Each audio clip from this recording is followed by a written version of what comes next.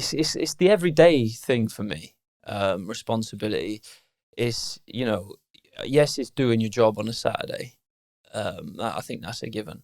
But for me, it's the things that go on behind the scenes that everyone doesn't see. It's the professionalism away from football.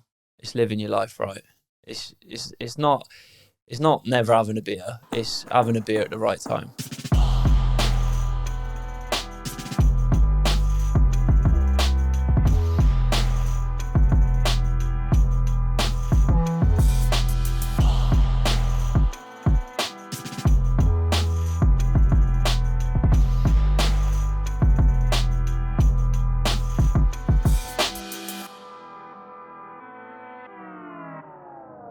Welcome to Leave No Doubt.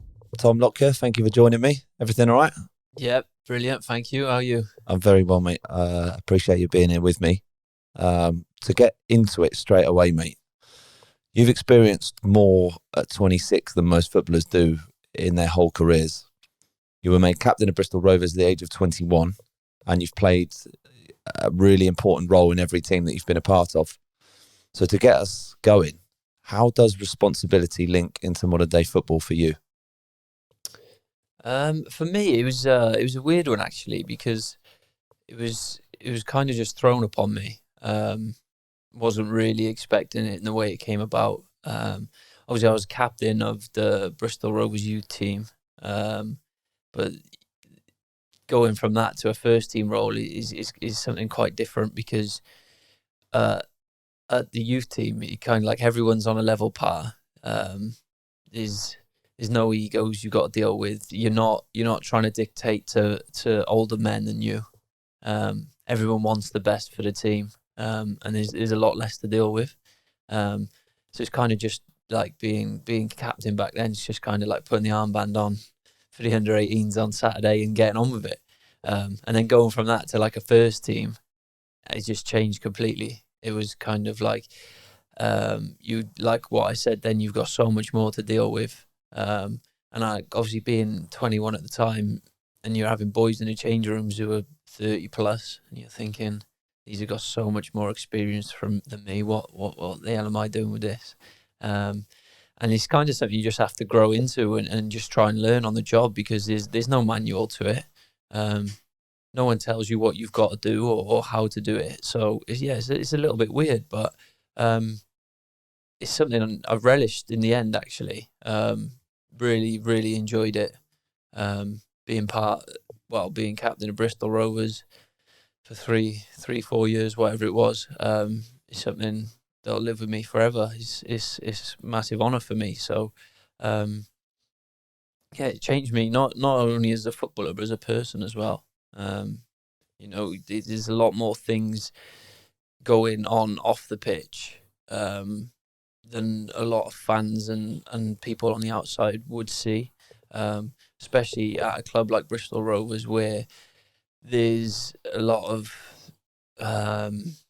when I was at Charlton, there was a lot more people to do certain things, like player liaison officers and ticket people and all these sort of things, and psychologists, and there's a person for everything, whereas at Bristol Rovers there wasn't that, and then a lot of it always seemed to like filter down onto my shoulders.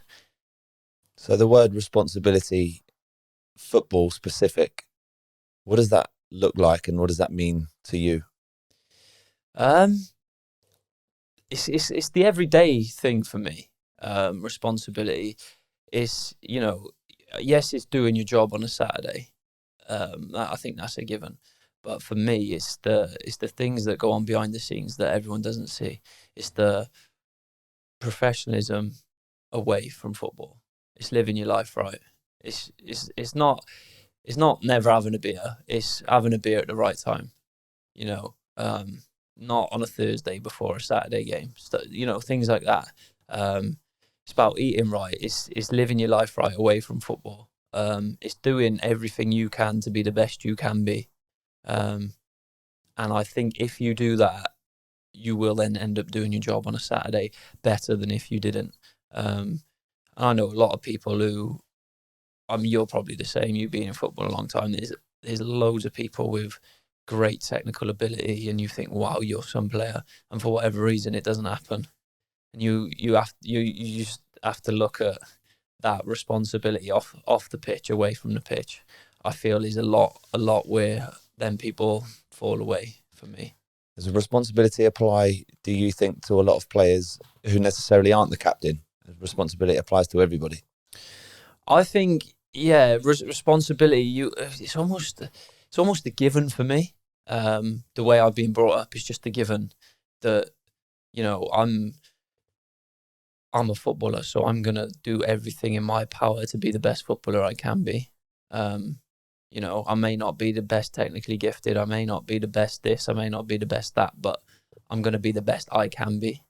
And yeah, that is part of the responsibility that I not even owe it to my family. I feel like I owe it to myself to do that. And that's something I've just always had within me. And yeah, I think a lot of people do take football for granted. You know, when you get in the football scene and it's kind of like, oh, I'm a footballer now, I've made it.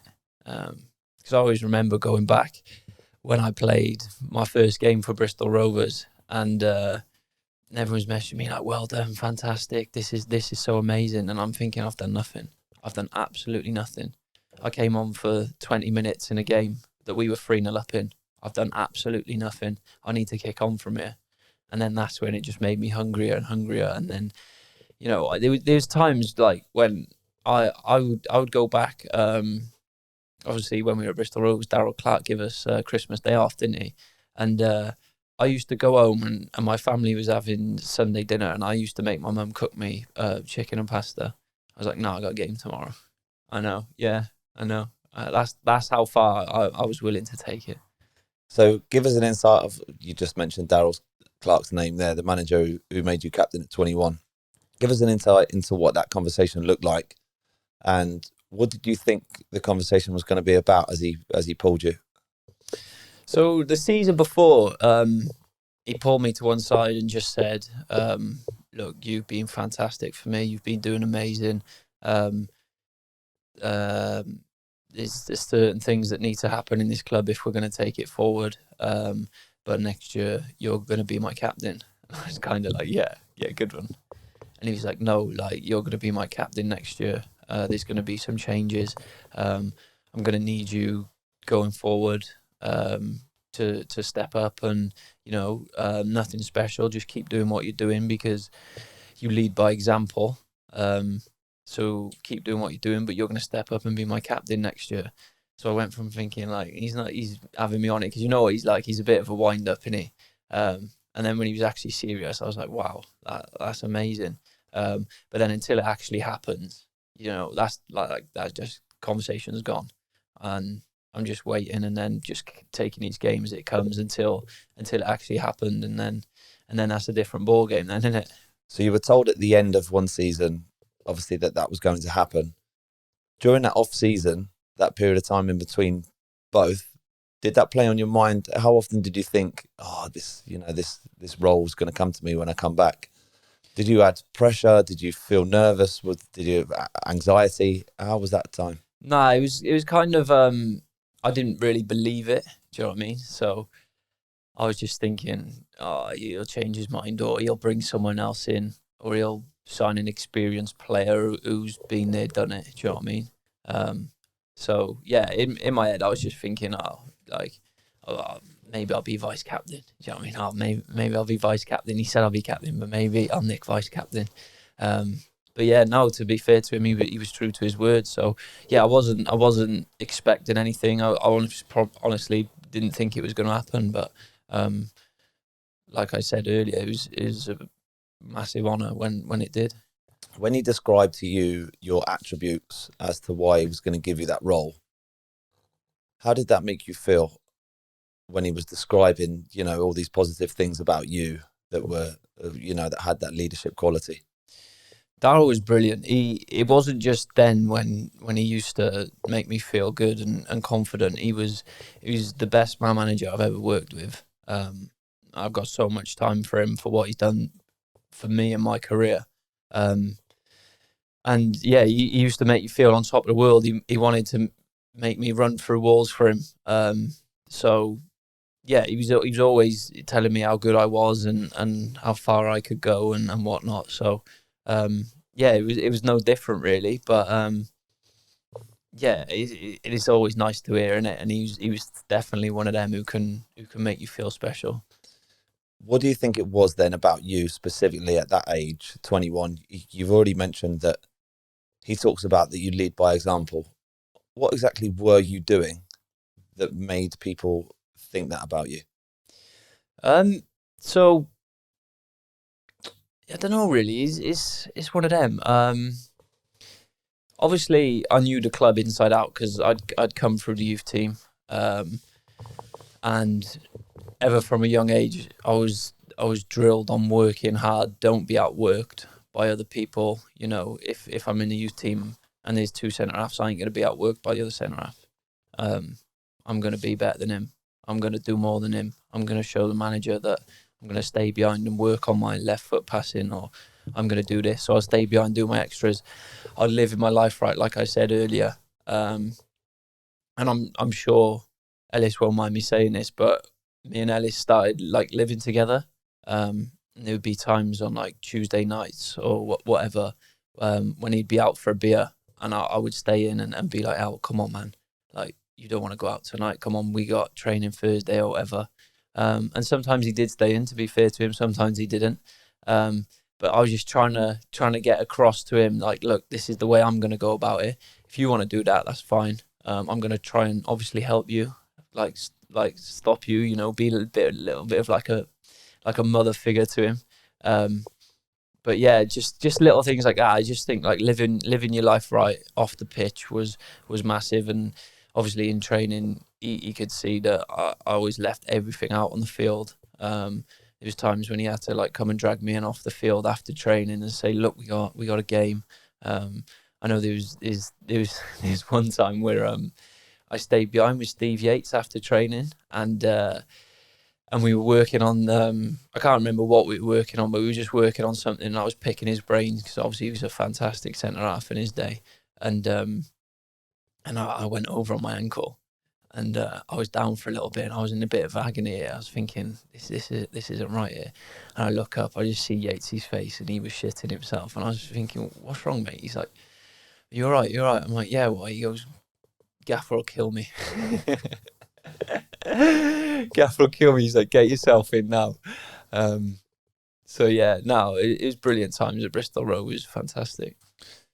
You've already touched on as well at the very start that there were probably more qualified players in that team that would have, you know, been made captain a more obvious choice. What do you think it was, you know, about you that was able to step into that role around guys with more experience, who played more games, who probably had more experience leading and had also been captains, you know, in their past?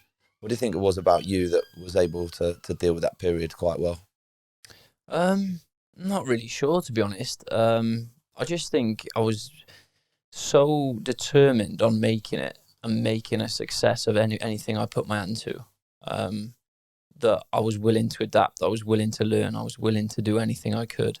And that's not to say I would have been better than if he gave the captaincy to someone else. They would have been better. They could have been. They might have been. But I was willing to do whatever I could to make myself the best captain I could be. And whether that was a good captain or whether it wasn't, that was the best captain I could have been. So yeah, I'm just a worker. I always have been, always will be. No one's going to outwork me for something that I want to achieve. So the captaincy role in a lot of clubs, some people want it and some people don't. Some people are quite vocal about that they'd like to play that role. Some people are not bothered. Was it something that you wanted? You know, you have those leadership qualities quite obviously, but when Darryl Clark told you were going to play that role, was it something that you thought, yeah, I really want to do that? Or would you have preferred not to have it?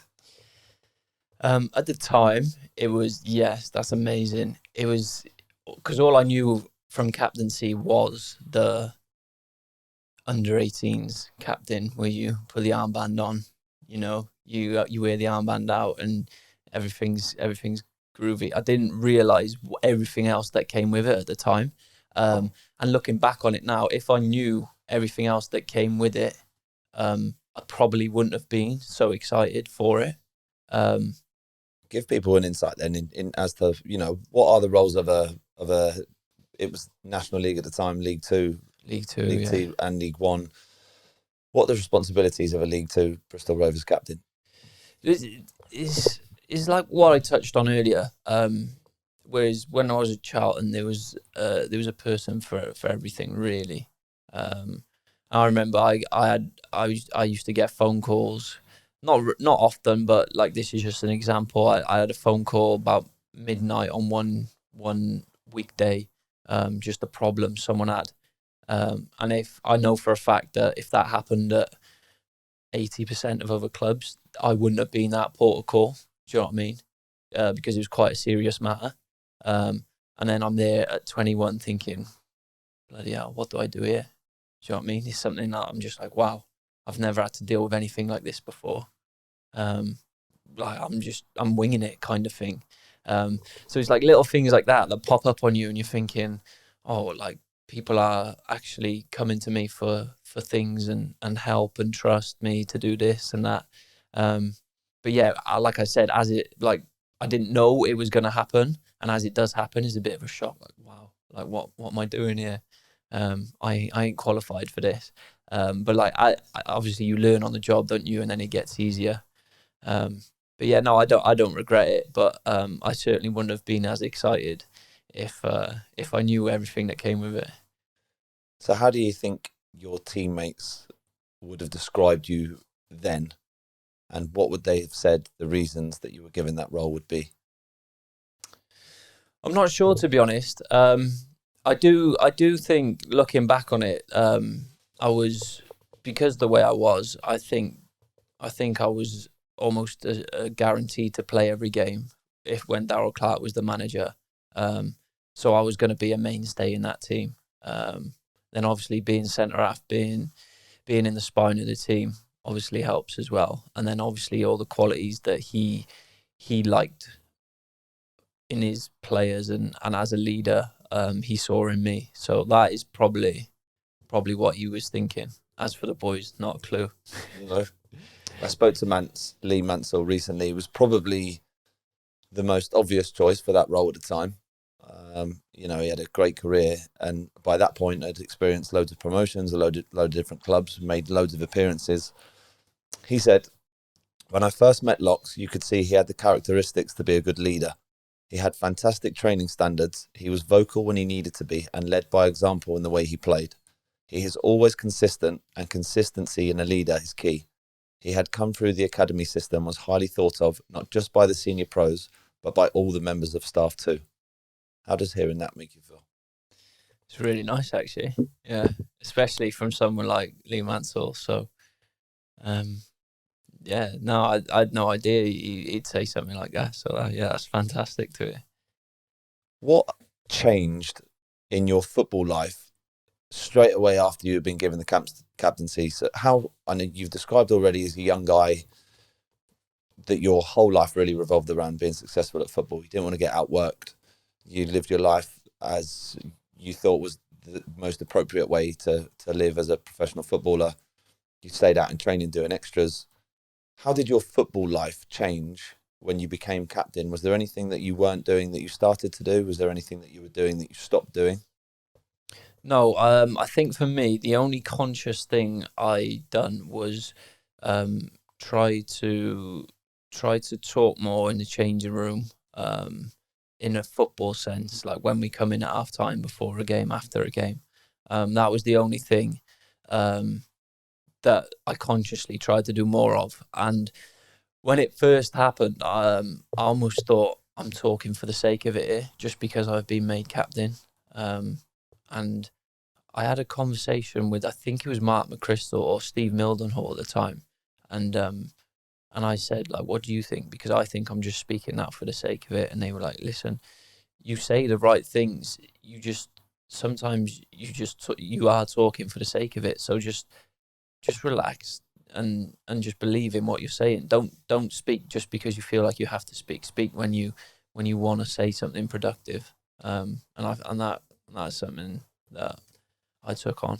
That process, so we're getting an insight now, obviously, into a changing room, and for people listening at home and watching this who either play or want to get an insight into what playing looks like, that period before a game, in between a game, after a game, that people are speaking up in a changing room, giving people information. What does that process look like? And for you, obviously, when you said you felt like you were just talking for the sake of it, how conscious were you of, I want to say something, and how difficult was it for you to be brave enough to say it and to decide what you were going to say? Yeah, so it's a bit of a weird one, actually. So before I was captain, I was probably more confident to go and say something, in terms of the fact that, like, I'm just a player, just me, just giving my opinion. Whereas then when I was captain, I was thinking, like, I need to say something proper here. Do you know what I mean? I need to be a leader. I need to say something that'll get the boys going, instead of just, like we said earlier, saying something that's productive, or something that the boys need to hear. Instead, I'm thinking I need to rally the boys. I need to get them going. So yeah, I think I was saying better, more productive things when I wasn't captain, and obviously until we had the conversation with Mildy and that change. But yeah, the confidence wise, like when I had the captaincy, I was thinking, need to get the boys going, need to rally them up, get right behind them. When really that wasn't the case, because we have boys in the change rooms who will do that anyway. Just because I'm captain now doesn't mean I have to then do it. If there's boys already doing it, me doing it as well, what's the point? Do you know what I mean? I can come from a different angle, arm around the shoulder of someone. You've been in a lot of changing rooms now. I've been in a lot of changing rooms, and you know, there's probably a lot of guys listening, hopefully, to this inside a changing room who might want to give their opinion but might not be confident enough to, or like you say, you might be over analyzing. Oh, if I say this, will the guys buy into it or not? What advice would you give to those guys who obviously have an opinion and want to give it but might find speaking up difficult? For me, it's something that it started a while back, actually. I went through a spell of having a few bad games, and um I was getting a bit down, and fans were saying this and that, and I just thought, do you know what? When I'm done with football, no one will remember me anyway. Like, why am I bothered? Why am I bothered what the fans think? Do you know what I mean? It's one of them.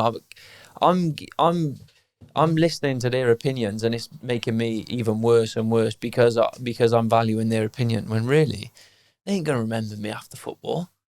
So why am I worried about what they're saying? And that's the same as in the change rooms. No one's gonna remember. Do you remember what I used to say in the change rooms? No. Exactly. No one's gonna remember. No one's gonna remember. So if you want to say something, say it. Simple as that.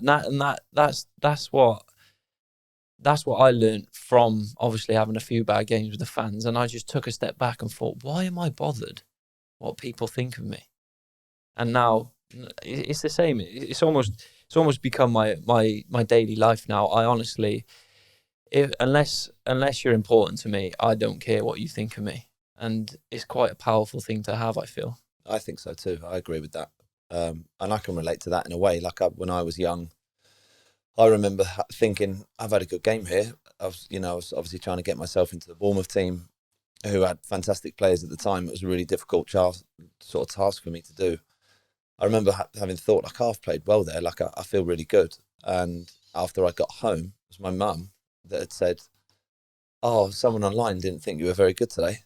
I was like, Mum, like, why'd you tell me that? And it ruined my mood. I became anxious. I became nervous. I started going into training thinking, oh, people don't think I'm very good. And it sort of allowed weight on my shoulders that, like you say, took me a long time to do it. To really just think, it's not having any benefit on me, putting this pressure on myself, or appreciating that someone's perception of me is that I'm not a very good player. That's fine. But I can't do anything about that. Yeah. And obviously the reason why I tell that story, I want to relate it to what you've just said for people listening, for guys, obviously, in young guys trying to make their way in football, experienced guys who have played football for years. This, clarification and people seeking out opinions of supporters and people outside the bubble for their own benefit, when actually it can have a negative effect. How best, in your opinion, is it to deal with that? For me, I like to think I have really thick skin. I'm very resilient. I have a strong mentality. Kind of backs against the wall thing. I'll prove you all wrong, whatever I've got to do. And when it's going great, it's brilliant. Like you probably know, it's when everyone's singing your name and your mum's on the forum and she's saying, "Oh, Parts, everyone's loving you. You're everyone's cup of tea. You're the next best thing since sliced bread." You feel amazing, and it can take your game to the next level. But then ultimately, the other side of it, when you're hearing them bad things, it then drags you down further. And for me, it took me a while. I'm off social media now. And honestly, it's probably one of the best things I've ever done. I was going to get in trouble through Twitter just from replying to fans, and I had a warning, and they said, "No, you can't be doing that." And I just thought, "You're right. What am I doing? Why am I replying to Joe Blogs, who means nothing to me and who was just trying to get me to nibble? Why am I doing it to myself?" So I just came off it, and honestly, I've just been so much more positive since that, because I don't read any things. I don't have to, even if I go on there, I'd hardly ever post it anyway. And you just click the at button and someone will just at you something horrible just because you play for a different team from they support. I'm thinking this ain't for me. This ain't for me. And since I've got rid of it, honestly, all that matters now is the opinion of my family, friends, teammates, manager. No further than that. A lot of people, it's actually quite public at the moment. I can't remember exactly who it was, but I've read recently that, a top elite player has said exactly the same thing. Said just coming off social media just relieves almost pressure on, your own mental health, your own positivity, that I'm not starting my day with the weight of negative opinions on my shoulders. And because we both know what that can do to you in terms of your football as well. But the benefit of just not even reading it in the first place is so high that once you're obviously now in your position where you're not bothered about it, you understand that it's only going to have a negative impact on your life. Just for people watching, can you really sum up the benefit of doing that, of just not looking, not seeking it, almost by coming off it? I know a lot of people won't, but what are the benefits? What have the benefits been for you? For me, it's been massive. Honestly, the times I would I think a lot of people can relate to me here. You'll pick your phone up, and if there's nothing on it, if there's no messages you have to reply to, you'll just open it anyway, and then you'll just click Instagram, you'll click Twitter, you'll scroll through it, you'll see what's happening. Everyone's on there living the perfect life. Instagram full of all these beautiful things, people living luxury. It's just not for me. And since I've come off it, it's actually been fantastic. And I didn't, and I don't miss it hardly as much as I thought I would. Because I'm one of them. Once it's out of sight, out of mind, doesn't bother me. So, I won't be getting back on it in any hurry. But yeah, I can see the positives of it as well. Obviously, engaging with fans and stuff when everything's going well and it's good. But for me, I'm probably better off about it. Just want to sum up this little bit, mate, before I move on into the next stage of our conversation. But to round up what we've been discussing here, responsibility and your role as a captain from a young age, what advice would you have for anybody else, of any age really, either trying to be a captain or who are already the captain, about how they can make that successful for them? For me, it's be yourself. If you're trying to be something you're not, people will see it. People will find you out. People will think, "Come on, mate, that ain't you." So just be yourself, and whether being yourself is being that vocal leader in the changing rooms, who's talking, who's grilling people, who's giving advice, then so be it. Be that person. If a bit more like me, you were leading by example, doing everything in your possible power to be as straight and narrow as you can, and then be that. If being a leader is you doing something else, then do that. But for me, just be yourself. Don't try and be something you aren't. Something that is probably going to fit in quite nicely, and I think started your leadership journey, I guess, and something I can certainly relate to, and a lot of people listening will be able to, is at the age of 16, when you'd spent 5 or 6 years in the academy at Cardiff, you were released, and you were told by them that you weren't going to be given a youth team contract once you left school. What was that period of time like? Obviously, give us an insight into how that conversation went, how it made you feel, and what did you do immediately after that? So for me, that I still remember it. That week was probably the hardest week of my life. My nan, who was living with us at the time, passed away, I think 2 days before I went and had that meeting. So obviously that was still very raw and a tough time for me. And then going into that meeting, I didn't really know what to expect. I didn't go in there with any expectations. I wasn't sure, so I didn't build anything up either way. But then went into that conversation. I remember it now. I kind of had like one maybe two people back in my corner in there, and 3 saying like no. And went in there, and the academy manager, Neil Ardley it was, and he just said, so if we take it back a little bit further than that, I always used to play right back through the years, and then one of the centre backs got injured one time, and I filled in there, done really well, and ended up just playing like the full season there, because the under 16 manager at the time just like loved me there, or 15, whatever it was, just like I used to read the game really well and that. But I was a late developer. I was really small. I was probably 5'1" or whatever it was at the time, like paper thin and that. So then when I went into the thingy, and I got Neil Ardley there, and he said, "No, you're a good player, but you're not big enough. You're not strong enough. You're not tall enough for a play centre half." And I was just kind of like, wow, like nothing to do with anything I can control. It's everything to do with what I can't control. So I was just like, do you know what? I'll prove you wrong. That was my mentality. As soon as we left that meeting, it was like, I'm going to prove you wrong. Like, I'm not having it. Like, I'm going to prove you wrong. And like I said, like, it's things I couldn't control, but what I could control was obviously not the tall, like growing size, but physically.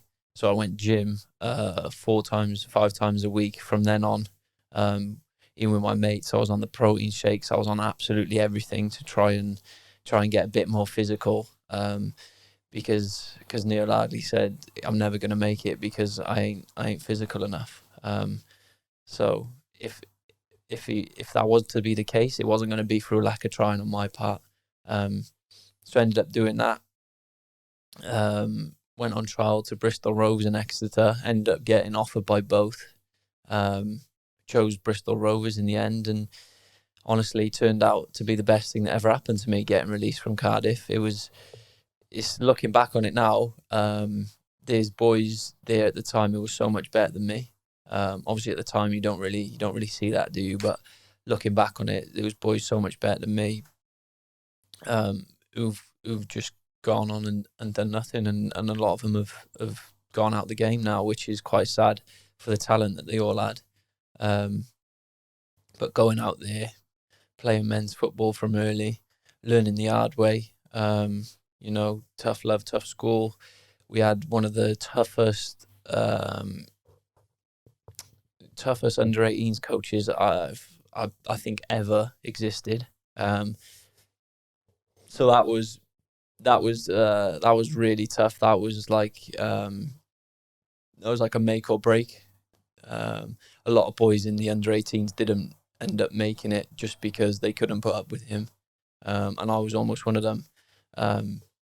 So it's a story I've not actually told many people, but when I was, I think it was first year scholar, and I could do nothing right for this geezer.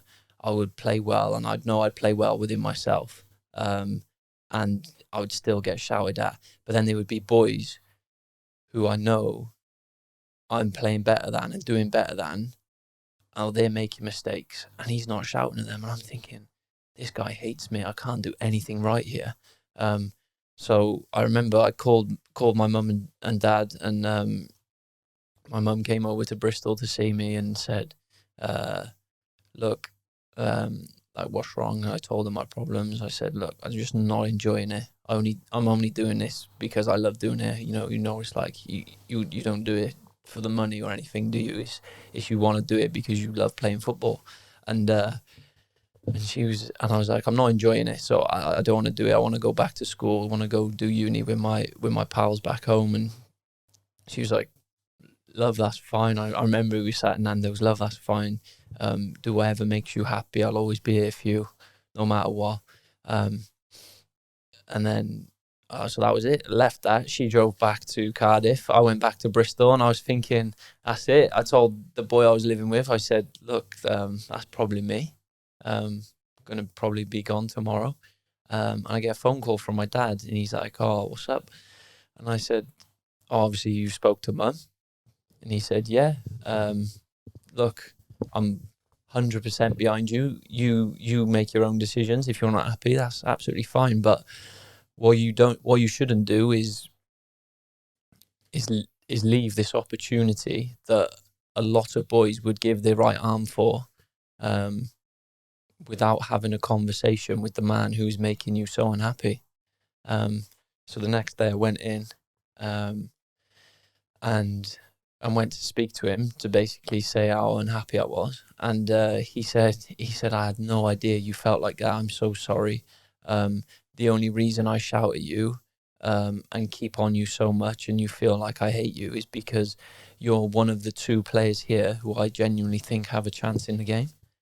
So I've gone from leaving and absolutely hating it to going back to uni with all my pals to absolute cloud nine. Like, come on then, let's have it. Let's go. Like, this is me now. Nothing's going to stop me. Shout at me all you want. I know it's because you think I can do this. And that was, yeah. But yeah, I know I've rambled on a bit there, but going back to that, yeah, leaving Cardiff was the best thing that ever happened to me. I think if we can dissect that story that you've just told a little bit, so we can obviously relate it to people that are listening. You got out of your comfort zone as a young guy to go and speak to a man in football, obviously, that was making you feel unhappy. And I think in life in general, that's incredibly brave. But in football specifically, it's incredibly brave because reaching out and having conversations with people who you may think are not into me, like, oh, I have to speak to that person about why has the manager left me out. Difficult conversations in football aren't often as difficult as what you think they might be. Do you know what I mean by that? Yeah, you've hit the nail on the head there. And I don't know whether it is just football, but you build it up in your head a lot worse than what it's ever going to be. Do you know what I mean? And I'm sure you've had a lot of difficult conversations over the years as well, and they don't half turn out easier than you think. So yeah, the thought of going to speak to that man, the thought of going to speak to him was a lot worse than the conversation that we actually had. And I'm building it up, and I'm scared to go and approach him. When's the best time to go and tell him? I'm looking at him. Is he eating his dinner? Can I chat to him now? I'm just worried all day, and and in the end, I was just like, got nothing to lose. You're gonna leave anyway if it goes how you think it's gonna go. Just get in there and see him. So I remember just going in. I said, "Look, could I have a word, please?" And he's like, "Yeah," and then told him. And yeah, the conversation went a lot better than I ever thought it was going to be. But I think them conversations need to be had. If there's anything playing on your mind, especially in football, you just need to get off your chest, don't you? You know how it is. You can't have things eating away at you. It'll only drag you down. I mean, I'm a little bit older than you, believe it or not, for people who are watching on the video, but we now know having those conversations with managers and coaches, players, whoever it might be, isn't as difficult as what it is maybe when you feel like when you're young. And if for whatever reason you have problems and you build them up in your mind, again, just, I'm trying to give people as much info as possible if they're young players listening to this and they're feeling anxious about having conversations with a manager, or about they feel a certain way and don't feel like they can share that. What is the benefit of, speaking about it? I know mental health is obviously incredibly important and popular to talk about now, but what are the benefits of people just speaking about their problems and airing their anxieties? You honestly feel like a weight's being lifted off your shoulders. So in that situation, I just felt like a ton of bricks had just gone from my back, and I was just free to spread my wings and enjoy it again. And it was just like a completely new man after a 15-20 minute conversation. And it was fantastic. But I think having conversations in general, especially when I was a younger player, I think helped me a lot. I used to go and see the manager and just ask about how I can improve, how I can do this, how I can do that. Why am I not playing at the right time? Obviously, you have to do that last one with a bit of respect, I feel. You can't just go and like knock a manager's door as an 18-year-old and say, why aren't I playing? Do you know what I mean? But I think they respect you more for coming and seeing them face to face, instead of going in your groups and saying to your mate, oh, why is he not playing me? What, do you know what I mean? What am I doing wrong and all this? Just go and have it out and say, what have I got to do to get in your team? Simple as that. And I genuinely think when I was a young lad and I was having them conversations with managers, they were respecting me more for having that conversation with them. They're like, oh, all right, he's not scared to do that, and he genuinely wants to play. He wants to play for me. And I think it's a good thing to have them conversations. I totally agree with you. I've worked with many young guys, you included, my advice to them has been to just talk to managers and include them in what they want to do. So obviously you're saying that there about someone being left out of a team. My advice would always be not to ask, why am I not in the team? But to ask, how can I get into the team? So now suddenly managers, coaches are buying into you. They're, as you say, they're respecting you a little bit more, and your attitude towards the process you're trying to obviously gain, to become a player in the team or to improve your game in whatever way, is now a process that the manager wants to help you with, instead of thinking, unconsciously thinking, I can't buy into him because his attitude is off a little bit. Is that something that you've experienced over the years? Yeah, I think you're spot on there. And it's when you have them conversations. I remember having one with Darryl Clark, and I said, what have I got to do to be the first name on your team sheet every week?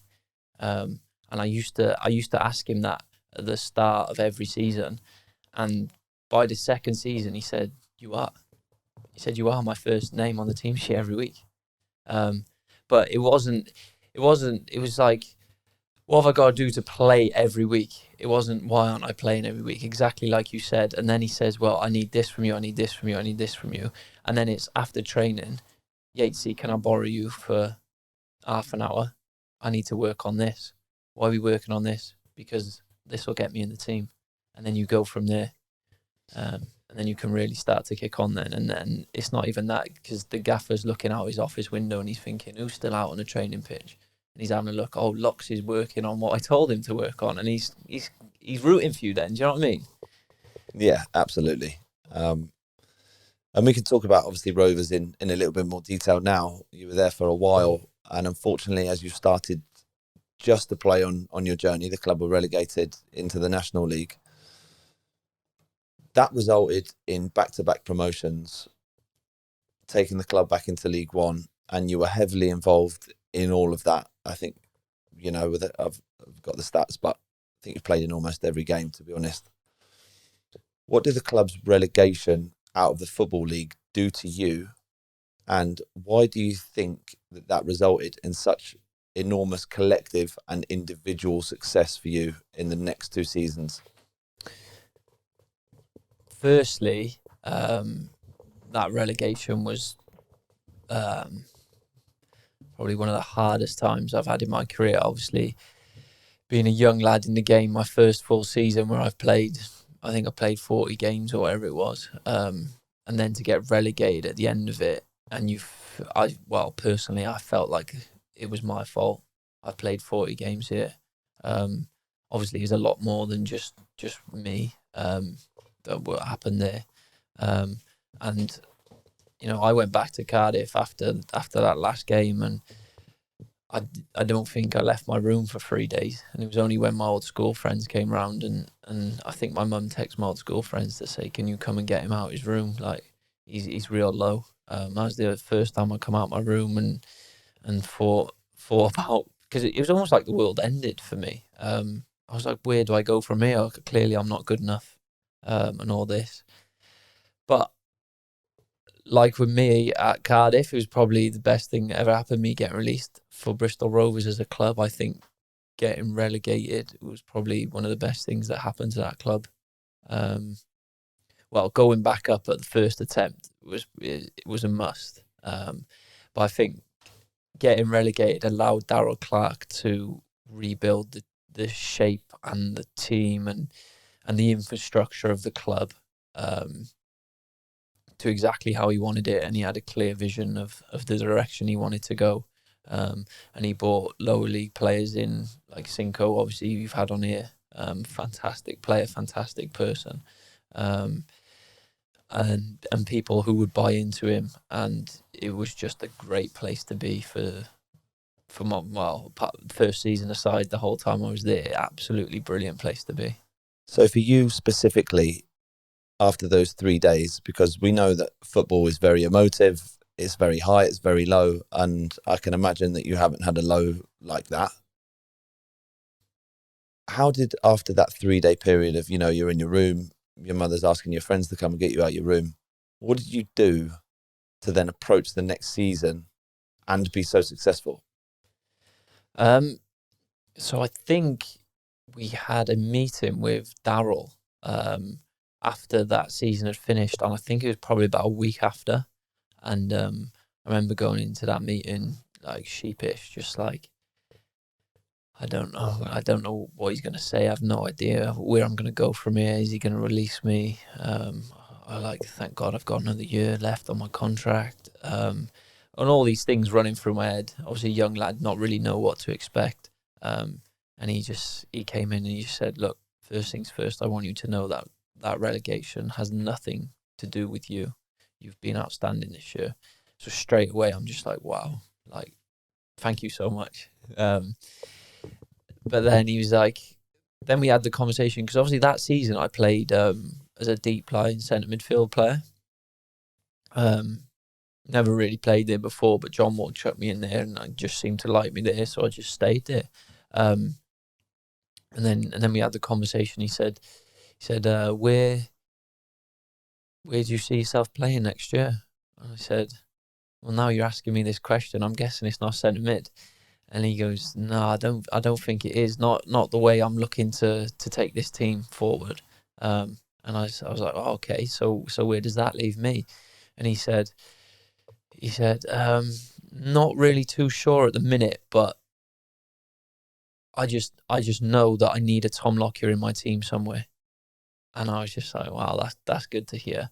And then the next season after that, so the conference season where we came back up at the first attempt, I ended up playing full season at right back. And then it was only after that, when we went into League Two, where I started to nail down centre half.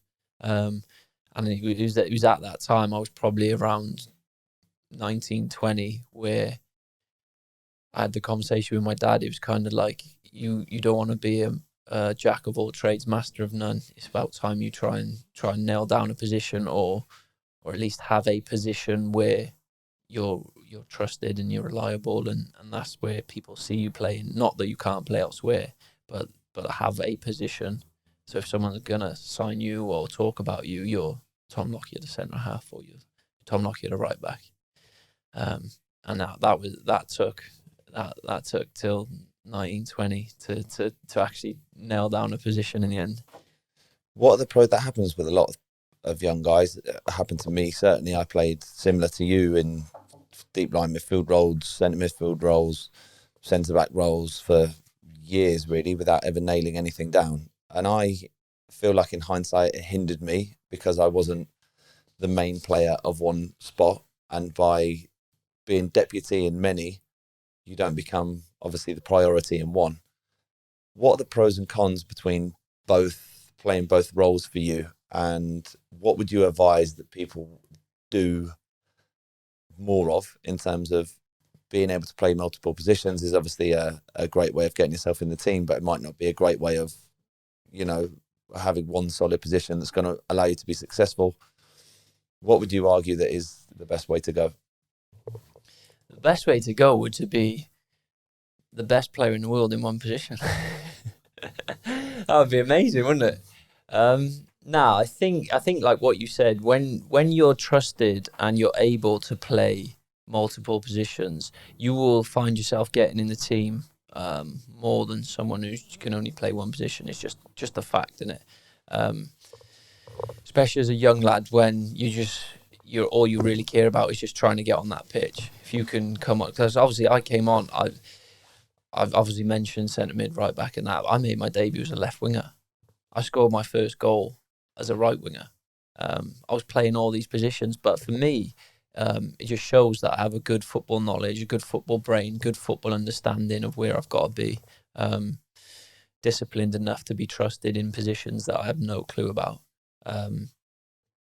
So yeah, it is good in that sense. But then I do think, like you said, it becomes a point where I'd rather nail one down and you can be this player instead of then just keep floating about and just become a utility man almost. The next few years, obviously in that National League season, the conference season, you guys get promoted. You get promoted from League Two. The next year, you spend the next 3 seasons in League One, and you in particular as an individual, obviously having shared the pitch with you, were performing at a really elite level for that standard. How were you able to step up from the National League into League Two and perform to a top level, and then step up again from League Two to League One so quickly, and also step up to that level as well? What was it? Can you give us an insight into specifically what it was about you that allowed you to do that so successfully? I think you touched on the responsibility side we talked about earlier, where no stone was unturned in if I needed to work on something, I'm working on it after training. And Stuart Sinclair, we touched on earlier, was massive for that as well. There'd be many a times when me and him would stay behind after training. And it doesn't just us two doing it then. If then like someone looks over and sees us two staying out or you're staying out, it's one of them things that rubs off on people. If you look over and session's finished, you're allowed to go in if you want. If you then look over and boys are staying out and doing their extras, working on things they need to improve on to make them better, and you're walking in, you're then going to reconsider it and be like, well, maybe I should stay out and work on my game as well. And then that then drives everyone forward. Everyone's improving. The team's improving. You're then coming up against a better Joe Partington in training, who's going to then improve me and make me better. And then I'm going to make a striker better. Do you know what I mean? And then consistently the wheels turning in motions to improve. And then you all rub off on each other to make each other better players. I'm interested to get your thoughts on, a lot of people hopefully listening to this podcast are going to be trying to improve their game off the back of your experiences and your opinions. That's what we're trying to do ultimately, is give people, as much information as possible that can help improve their game. People who aren't in environments where, as you say, a lot of people are staying out doing extra, we're all pushing each other to improve. We're like-minded guys who spoke about football most days and spoke about it in such depth that, of course we were going to improve. But guys that are in environments where that isn't happening and they're not surrounded by people who are trying to improve them, but they want to improve themselves, how can they go about doing that? Marcus Stewart came into training one time, and he brought in Gary Neville's book, and he had all these post-it notes in a book, and one of them said "locks on," because I think the week before we were on about doing extras, and I must have mentioned to him like, oh, a few of the boys are getting on to me. I think this was I'm not sure when. I think this was the season we got relegated. I was like, oh, a few of the boys are on to me, calling me busy for staying out doing extras and that. And he came in and he had this post-it note and he opened it up and it was Gary Neville. And in Gary Neville's book it said, I used to after I had my lunch, I used to go out, get a few balls and knock just left-footed against the canteen wall, because it was the biggest wall he had or something. And people, all the Man U players used to walk past him and call him a busy bastard. And he said that he didn't let that determine what he was trying to achieve or who he was trying to become. Someone else's opinion. And then when Marcus showed me that, I was just kind of like, well, if Gary Neville can do it, I can do it. I ain't going to let anyone else dictate to me what their opinion, what we spoke on earlier. And before I actually had that, I don't care what anyone thinks. It was Marcus almost brought it into me just from that little snippet in the book he showed me. We'll go back to your career again. You got to a level in League One with Bristol Rovers, obviously, and we'll talk about it in a bit of depth in a minute, where you were involved in the Welsh national team. A lot of people outside of the club and everybody inside of the club felt like you were ready for a higher level. What evidence did you have that stepping up was an achievable move? Because obviously most players, of course, they want to move up to a high level, but how were you sure that you were ready for that? To be honest with you, I wasn't. Obviously, until you go and you find out for yourself, you'll never know. You can be as confident as you want, and obviously that does help. But until you actually go and find out, you'll never know. So that's what I didn't want to have. I didn't want to have them regrets of, oh, I wish I'd done this or I wish I'd done that. I want to finish my career with no regrets. So there was a time, obviously, when I was at League One, and I had a taste for the Wales squad. I think I made my debut while I was still at Bristol Rovers, but never a competitive match.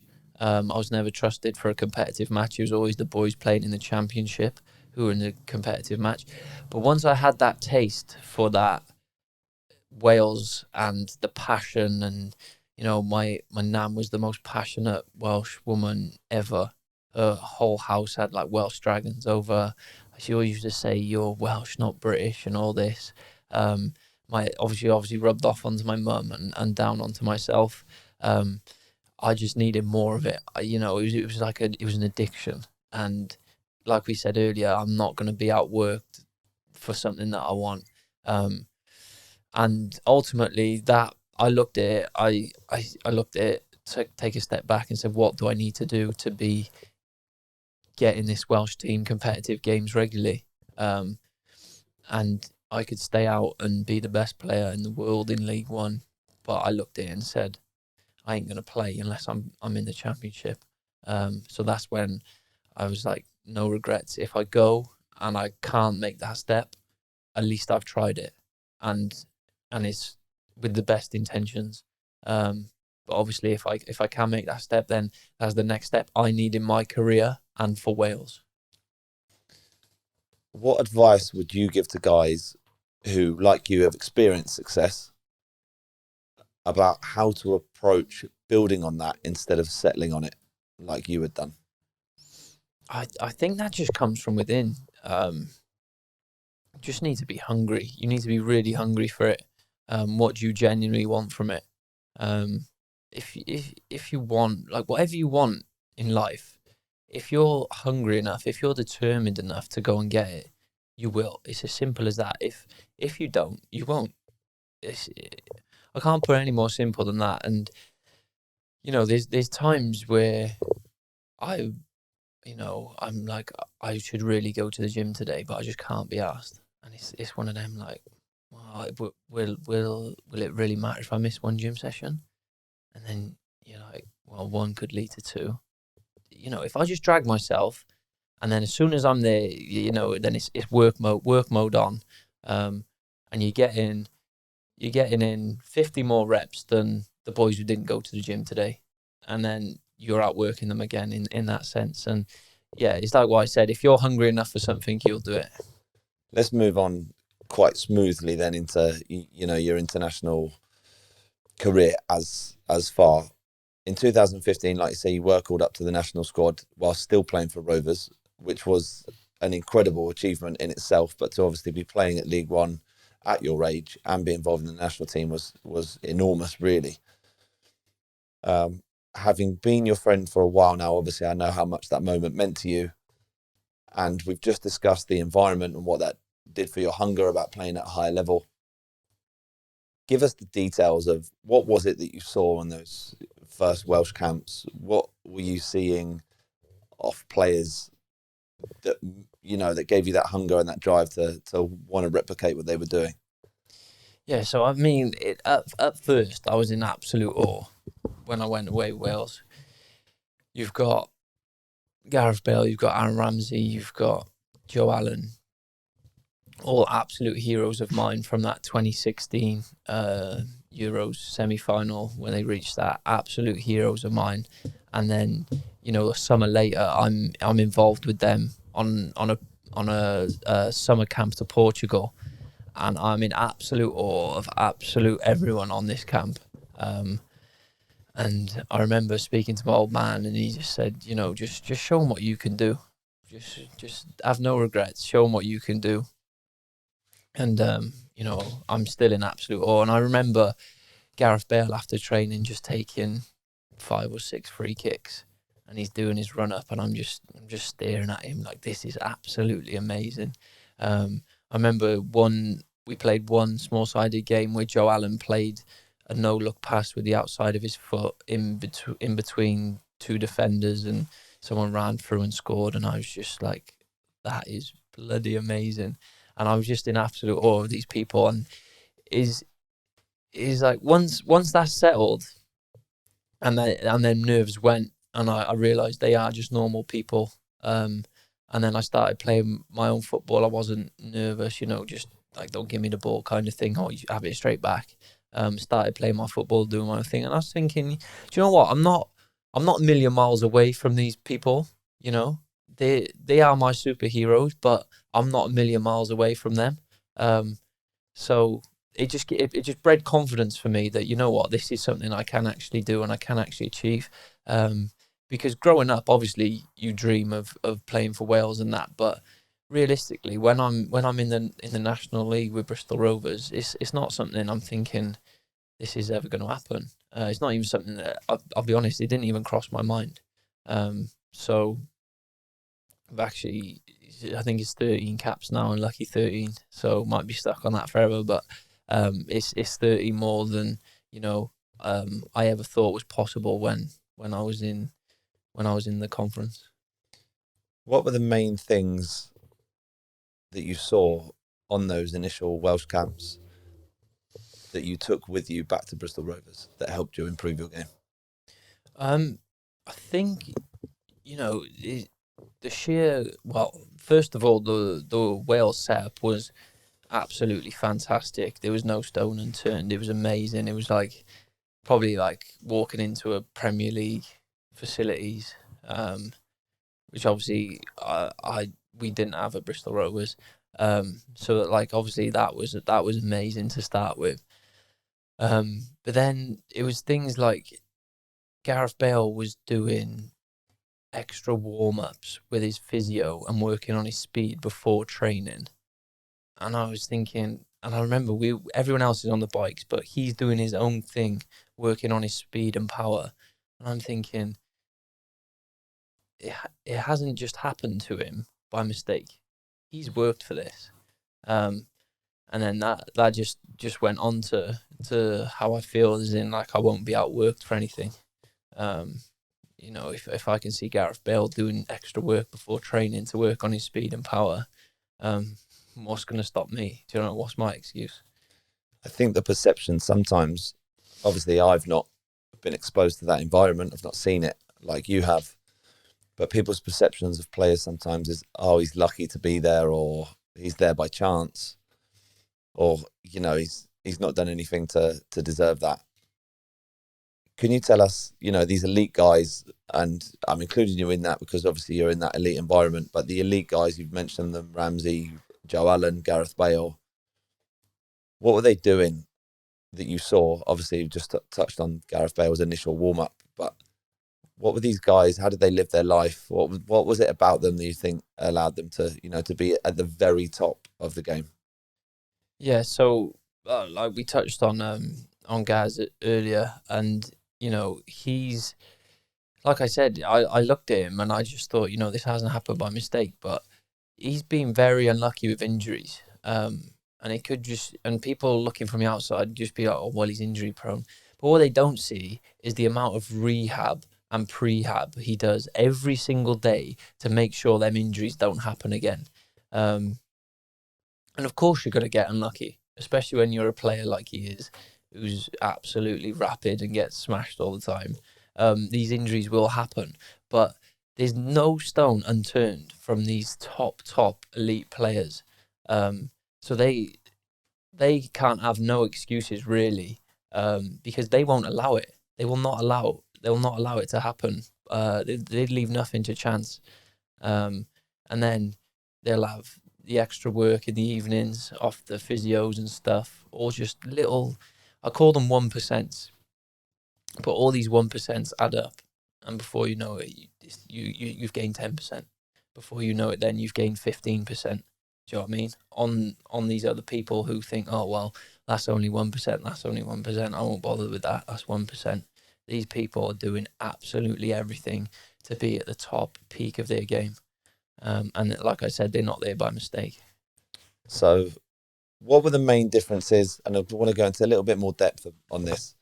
And say, what were the main differences between the environment of that top elite national team and a League One Bristol Rovers? And the depth that I want you to go into is League One Bristol Rovers is obviously a really high level for somebody who's playing in the 7th tier of non-league who still wants to become a professional footballer. So we're talking about League One Bristol Rovers being a high level. What were the main differences of the two standards? Or the two environments? Yeah, so the environments, just a lot more professional. The Wales setup was. Everything was catered for. Everything was done. If you needed anything, it's all sorted. Nutrition, spot on. Everything was just absolute top tier. It was kind of like expense doesn't matter kind of thing. With nothing's left. Maybe, a little bit more interested in, obviously the facilities maybe go without saying that they were better, but the mentality of just the general mentality of the players from a League One Bristol Rovers to a top elite national team. So I don't know about mentality, because when I was at Bristol Rovers League One, because you were there, that we had a winning mentality, that we needed to win, and that's the same at Wales as well. And the steps in difference. Obviously, you get the top players, but then the rest, the difference in the levels aren't that high.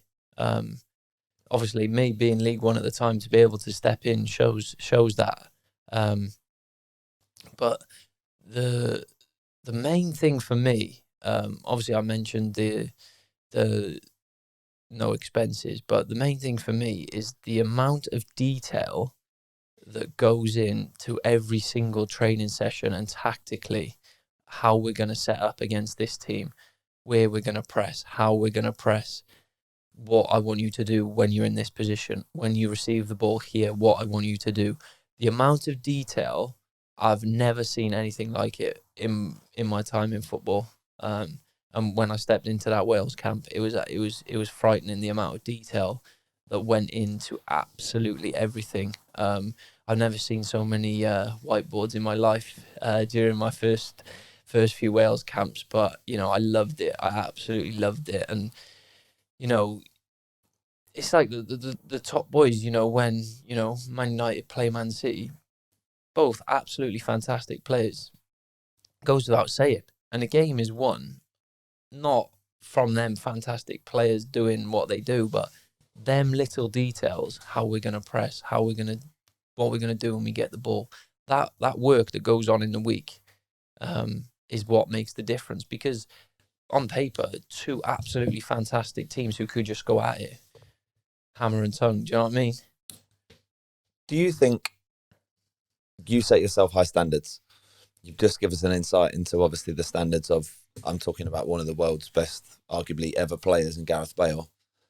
Do you think those training standards are attainable for guys listening to this podcast, or maybe playing at levels that aren't that high? So if these guys are still trying to improve their football, hopefully by listening to this, they're still trying to become professional footballers and play at the highest level that they possibly can, but they might be at a low level now. Is training to an elite level standard attainable for these guys? To a certain degree, yes.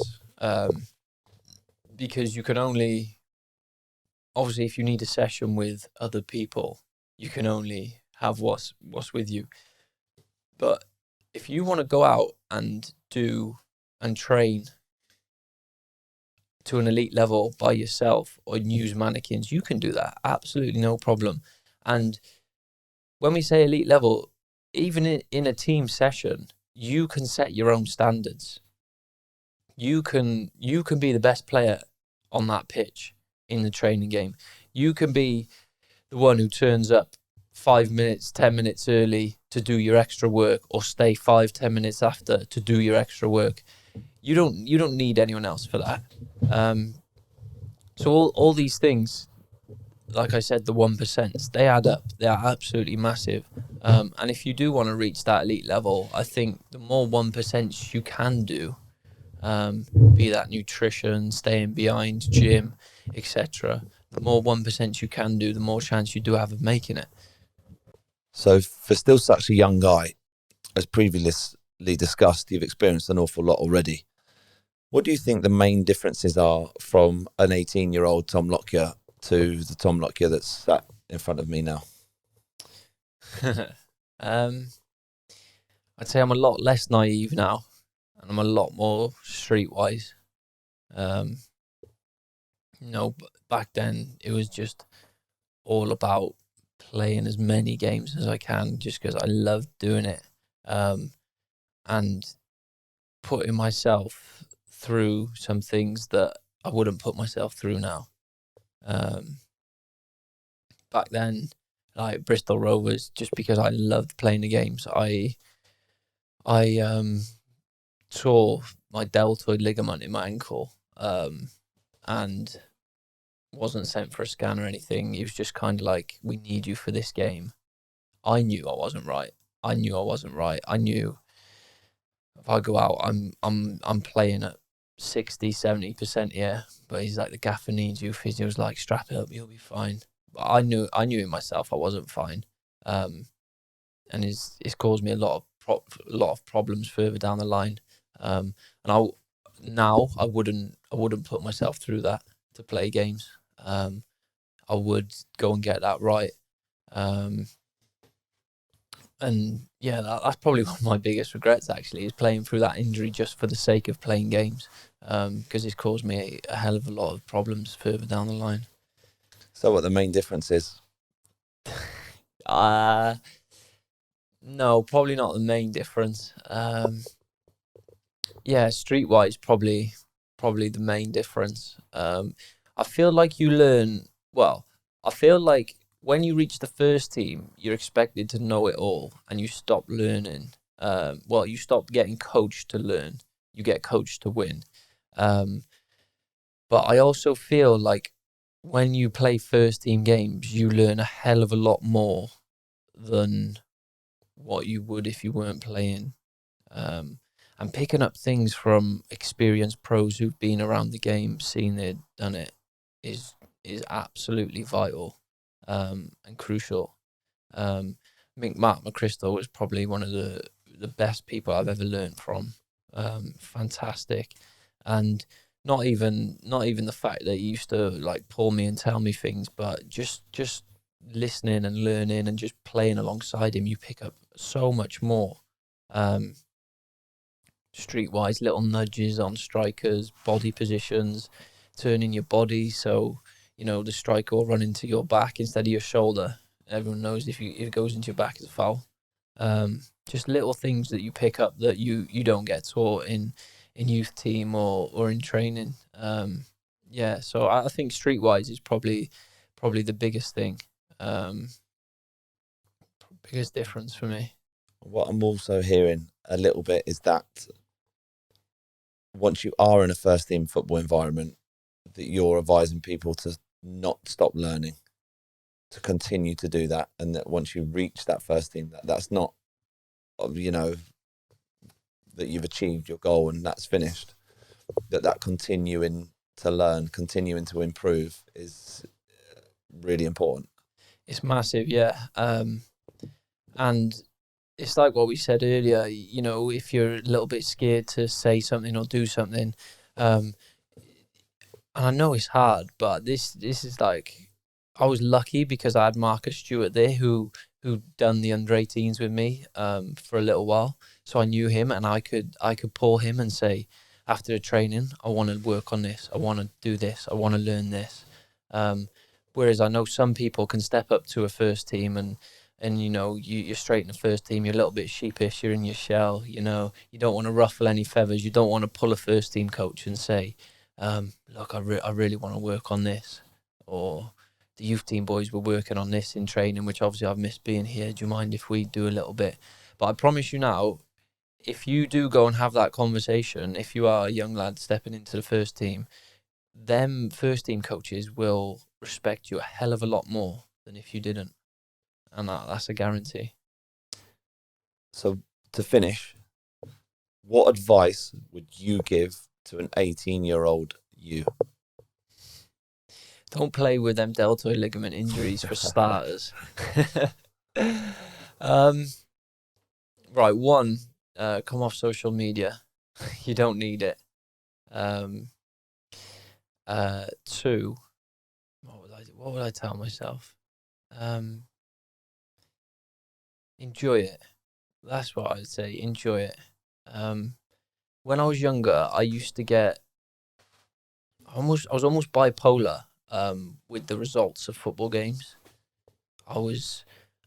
When we won, it was the best thing in the world that has ever happened to me. And when we lost, I was the miserablest geezer I've ever come across. And that happened until I was about 22, 23, where I realised, yes, losing's rubbish, but it's not the end of the world. And I think if I learned that at an earlier age, that would have been very beneficial to me. But then would that have taken away my winning attitude? I don't know. I've had this conversation with Sinks as well, and he won't mind me saying that. And a lot of other guys that I've spoken to have said to enjoy it more. But the problem with trying to enjoy something more is that you lose the element of, hunger, maybe desire, that emotion that drives you to success. That would your path be the same way if your perception was to enjoy everything? I'm not too sure it would be. So I understand what you mean. And I understand, obviously, people listening, that your advice is to enjoy those moments. But also, I think to go into detail on that, my perception of that is that enjoy the feeling. I'm not going to tell people to enjoy the feeling of getting beat, but just enjoy that whole process of that you've been beat. And by getting beat, you now want to win so badly that you'll do anything to achieve that. And that's the process that you enjoy, not actually losing a game. Yeah. I think you put it right there, because, you know, no one wants to be happy when they lose a game. But also, I don't want to be a miserable bastard for... Can I swear on this? You've done all right not to, but yeah, you can. I don't want to be a miserable, sod for 3 days after a loss. But then obviously you don't want to enjoy losing. So, where's that balance? I think if I could find a balance, then I think I've got an all right balance now. I really love winning. And losing isn't the end of the world for me, which it used to be. But like we said, would I be sat here now if that wasn't the case? I don't know. Listen, Tom, thank you for that. That was really insightful. I really appreciate you giving us a proper look into your experiences and your advice, and hopefully people listening to this will be able to improve their own football off the back of it. Pleasure. Thank you for having me. Enjoyed it, mate. Cheers. Yourself and you, microphone.